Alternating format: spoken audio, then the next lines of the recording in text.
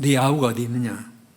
하나님께서 가인에게 물으신 질문입니다. 네 아우가 어디 있느냐? 이 질문을 중심해서 한번 말씀을 나눠보려고 합니다. 왜 이런 질문을 하나님께서 가인에게 하셨는가?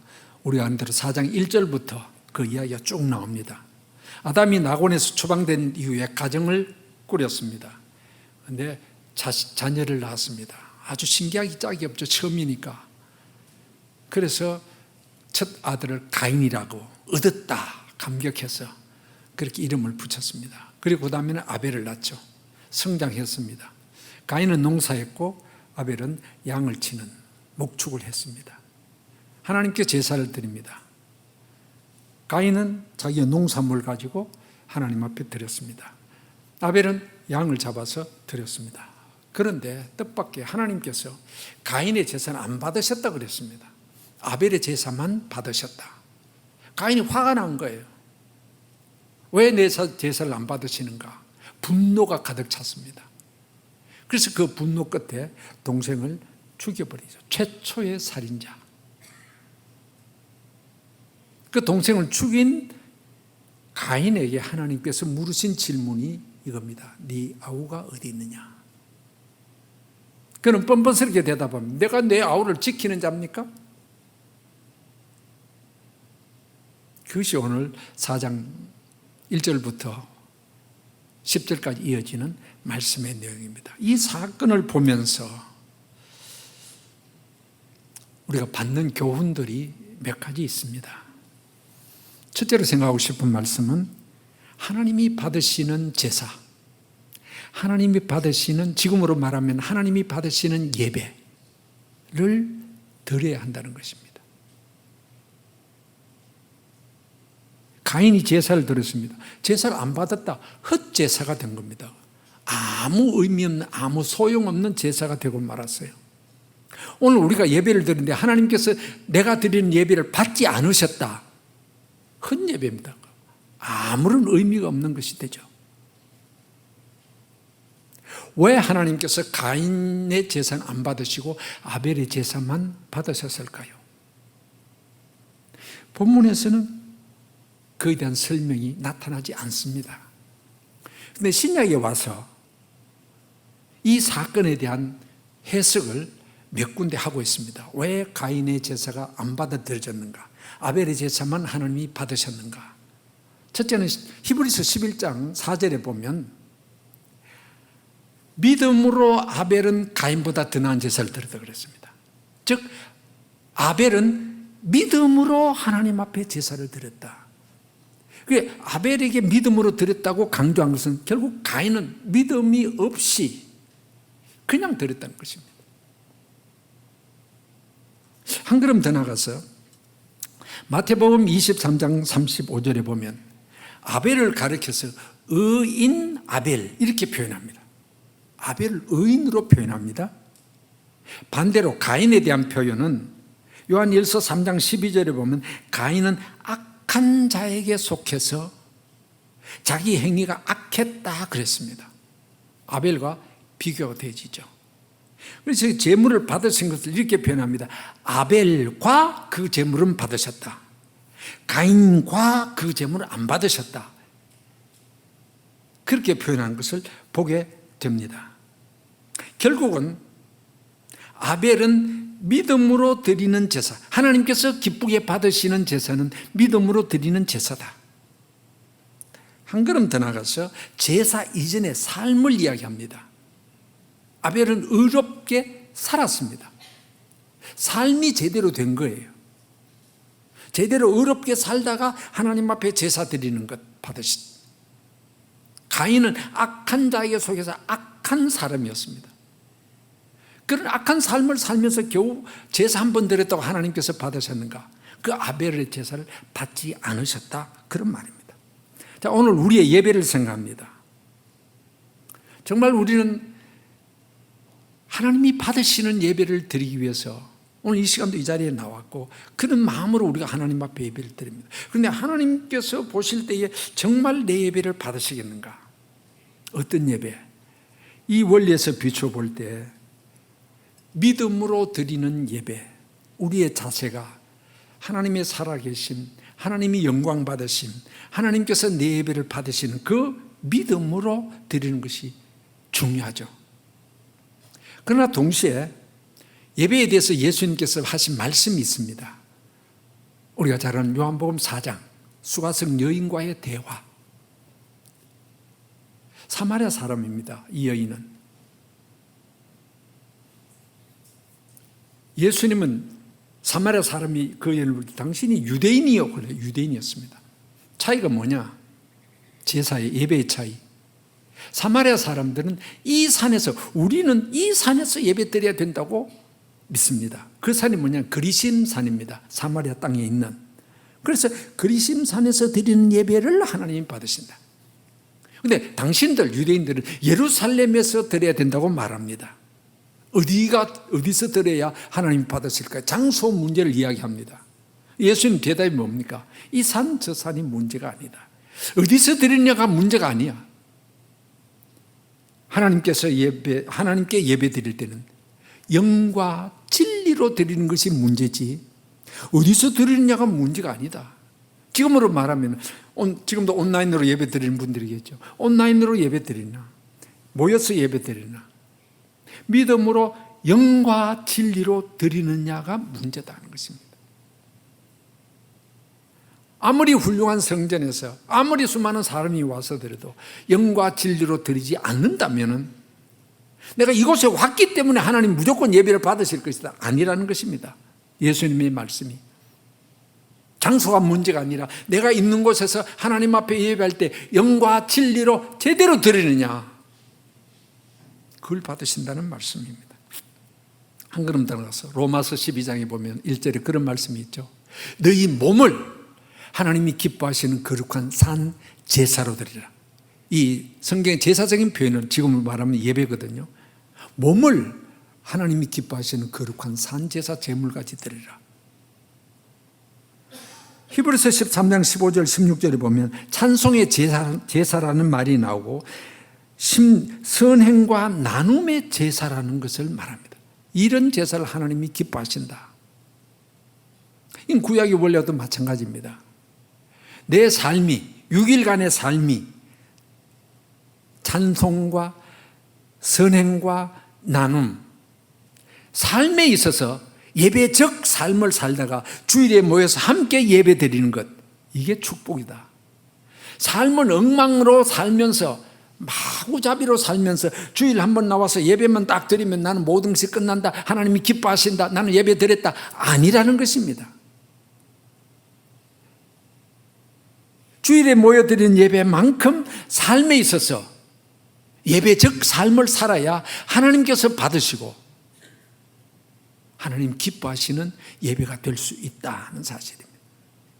우리 모든 예배가 하나님 받으시는, 특별히 계산교에서 드리는, 또 함께 모여서 드리든지 온라인으로 드리든지 모든 예배가 하나님께서 기쁘게 받으시는 그런 예배가 될 수 있기를 주의 이름으로 축복합니다. 두 번째 생각할 것은 가인에게 문제는 분노의 감정을 다스려야 된다는 것입니다. 분노의 감정. 본문에 나타낸 대로 가인은 아벨을 죽여버렸습니다. 왜 죽였습니까? 분을 참지 못해서. 사실 자기 제사가 드려지지 않았다, 화낼 일이 아니거든요. 내 제사는 무슨 잘못이 있기 때문에 하나님이 안 받으실까, 어떻게 하면 하나님이 받으시겠는가 생각하고 회개해야 될 문제인데 그냥 하나님 향해서 왜 안 받으십니까? 분노의 감정을 가지고 아무 죄 없는, 자기하고 전혀 자기의 제사 안 받은 것 관계없는 동생 아벨에 대한 분노를 쏟아냅니다. 시기와 질투죠. 그래서 끔찍한 동생을 죽이는 살인사건이 벌어집니다. 분노, 조절을 할 수 있어야 되죠. 이 분노라는 감정 그 자체는 어쩔 수 없는 겁니다. 에베소서 4장 26절에도 분을 품어도 분을 내어도 죄짓지 말라 그랬거든요. 감정 그 자체는 어쩔 수 없습니다. 사람마다 정도의 차이가 있지만 분을 더 잘 내는 사람, 더 많이 내는 사람 차이는 있을 수 있지만 그 감정 자체는 어쩔 수 없다. 그러나 그 분노의 감정을 다스리라는 것이죠. 그런데 분노의 감정을 못 다스린 겁니다. 특히 우리 사회를 보면서 분노 지수가 엄청 높다. OECD 국가 가운데 제일 높다 그래요. 화를 너무 잘 내는 우리입니다. 그 분노가 이만큼 차서 누가 한번 쿡 찔러주면 그냥 확 쏟아내고 싶은 것이 지금 그 분노가 가득 찬 우리의 사회의 큰 문제입니다. 그래서 아무에게나 화풀이 해버리고 분노를 막 쏟아냅니다. 그래서 이 조절이 안 될 때 흔히 분노 조절 장애 그런 표현을 합니다. 분노는 조절이 되지 않을 때 인간관계가 깨어져 버립니다. 삶이 엉망이 되어버립니다. 영적으로도 엄청난 손실입니다. 분노를 품은 상태에서 기도가 됩니까? 분노를 품은 상태에서 예배가 됩니까? 안 되거든요. 근데 그게 내 힘으로 안 됩니다. 성령의 도우심이 필요합니다. 기도해야 됩니다. 안타깝게도 모세도 분노를 품어서 아주 참 불행한 일을 겪습니다. 민수기 20장 보면은 이스라엘 백성 끌어가는데 이스라엘 백성이 막 원망과 불평을 먹을 것 없다, 마실 것 없다, 길도 험하다. 차라리 안 나왔으면 좋을 건데 애굽에서 막 쏟아내니까 모세가 화가 나죠. 물이 없다가 아우성치니까 하나님께서 반석을 명해서 물을 내게 하라 그랬습니다. 그런데 모세가 어떻게 합니까? 화가 머리끝까지 났거든요. 그냥 막대기 가지고 탁탁 2번 내리쳐버렸습니다. 사실 저는 10번도 치겠어요. 그냥 막 화가 나. 2번 쳤습니다. 물은 나왔어요. 그런데 하나님 하신 말씀이 뭡니까? 나의 거룩함을 나타내지 않았다. 너 그래서는 안 된다. 그런 말씀이 있습니다. 정말 우리 연약합니다. 하나님 도우셔서 내 이 분노를 그치게 하옵소서. 분노가 지금 솟아 있습니다. 성령님, 내 이 분노의 감정을 가라앉혀 주시옵소서. 가정에서 분노하면 어떻게 됩니까? 식구들이 엉망이 되어버립니다. 특히 교회 안에서 누가 막 그냥 막 분노, 예배 드릴 때 분노 안 품죠. 어때 분노가 나옵니까? 회의할 때. 은혜스럽게 예배 잘 드리고 무슨 회의하면서 그냥 확 막 쏟아내는 경우가 있습니다. 그럼 다 은혜 뭐가 다 깨져 버립니다. 우리는 연약하기 때문에 성령의 도우심이 필요합니다. 날 아버지여 나의 마음을 다스려 주옵소서. 마지막 생각할 것은 이웃에 대한 책임을 다해야 된다는 것입니다. 질문, 하나님의 질문, 오늘 본문에 나타난 대로 네 아우가 어디 있느냐? 내가 내 아우를 지키는 자입니까? 성경에 보면 하나님께서 물으신 질문이 있습니다. 제일 첫 질문이 뭐냐? 창세기 3장에 나오는 아담아 네가 어디 있느냐 하는 질문입니다. 범죄한 아담에게 물으신 질문이죠. 그 질문은 하나님과 나와의 관계에 대한 질문입니다. 하나님과 나와의 관계. 오늘 본문에 나타나는 질문, 네 아우가 어디 있냐는 것은 너와 이웃과의 관계에 대한 질문입니다. 우리가 흔히 신앙이라 그러면 하나님과 나만 생각합니다. 물론 중요한 것은 하나님과 나와의 관계가 중요하죠. 그러나 그것이 끝이 아닙니다. 바른 신앙이라는 것은 하나님과 나와의 관계가 바로 됨과 동시에 그 다음에는 나와 이웃과의 관계가 어떻게 되어졌냐에 따라 달려 있습니다. 그것이 십자가 정신입니다. 하나님과 나와 이웃과의 관계. 우리 너무 하나님과 나와의 관계에만 몰두할 것은 아닙니다. 중요하죠. 우선적이죠. 그러나 동시에 나와 이웃과의 관계를 제대로 해야 된다는 것입니다.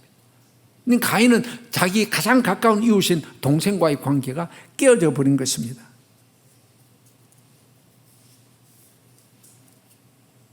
그래서 하나님이 질문하신 그 질문, 너가 왜 아우를 죽였느냐? 책망이죠. 네가 내 아우를 왜 해치느냐? 그것이 네 이웃이냐? 네가 이웃으로서 그 합당한 일이냐? 예수님께서 이웃에 대한 관계의 그 교훈을 누가복음 10장에서 하셨죠. 우리가 잘 아는 선한 사마리아인의 비유를 통해서 어떤 이웃이 되어야 되겠는가 하는 것을 말씀하신 곳이 있습니다. 어떤 사람이 예루살렘에서 여리고로 내려가다가 강도를 만납니다. 이 강도가 이 사람을 때리고 거반 죽여버리고 다 뺏어가 버립니다. 제사장이 지나가다가 외면하고 도망가 버립니다. 레위인도 지나가다가 소위 종교인들이 다 도망가 버렸습니다. 사마리아 사람, 이방인이었습니다. 상종 안 해주던 사람이었습니다. 근데 이 사람이 가까이 가서 상처를 치료해주고, 그리고 그를 짐승에다가 태워 주막에다가 맡기면서 이 사람 좀 잘 돌봐둬라. 돈이 더 들면 내가 다시 돌아올 때에 내가 갚겠다. 돌봤다는 것입니다. 예수님 결론입니다. 누가 이웃이냐? 누가 좋은 이웃이냐? 강도 같은 이웃도 있습니다. 제사장 레위인 같은 이웃도 있습니다. 다른 사람을 해쳐가면서 자기의 사욕을 채우는 사람, 다른 사람의 불량을 전혀 외면해버린 사람, 사마리아인 같이 베풀고 돕고 섬기는 사람이 있습니다. 예수님이 질문하십니다. 누가 참된 이웃이냐? 사마리아 사람입니다. 결론, 너도 가서 이와 같이 하라. 그런 선한 이웃이 되어야 된다. 그것이 이웃과의 관계라는 것입니다. 이것이 마태복음 25장에 나오는 예수님께서 양과 염소를 가르치면서 하신 교훈과 같습니다. 오른편 있는 자여, 내가 헐벗고 굶주릴 때 도와줬고 옥에 갇혔을 때 돌보아주고 병들을 때 치료해준다. 우리가 언제 그랬습니까? 적은 소자에게 한 것이 곧 내게 한 것이니라. 그 정신입니다. 그런 이웃이 되어야 된다는 것이죠. 좋은 이웃이 되기 위한 성도는 육신적으로 물론 베풀고 돌봐주는 것, 내가 할 수 있는 것 하는 것입니다.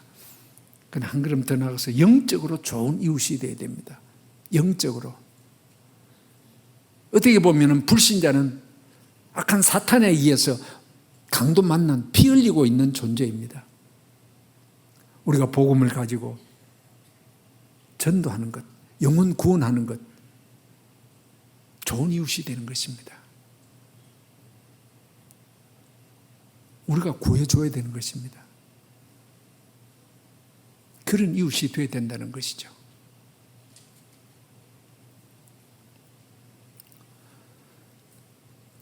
결국 오늘 본문 사건을 통해서 우리는 가인의 잘못된 행태를 통해서 교훈을 받습니다. 예배가 중요하기 때문에 먼저 내가 드리는 예배가 하나님이 받으시는, 매주일 드리는 예배가 하나님이 받으시는 아름다운 예배가 되도록 하는 것, 그리고 그 받은 은혜대로 세상 속에서 좋은 이웃으로 살아간다는 것, 그것이 하나님이 기뻐하시는 삶일 것입니다. 네 아우가 어디 있느냐는 이 질문 앞에서 부끄럽지 않게 대답할 수 있는 저와 여러분이 될 수 있기를 바랍니다.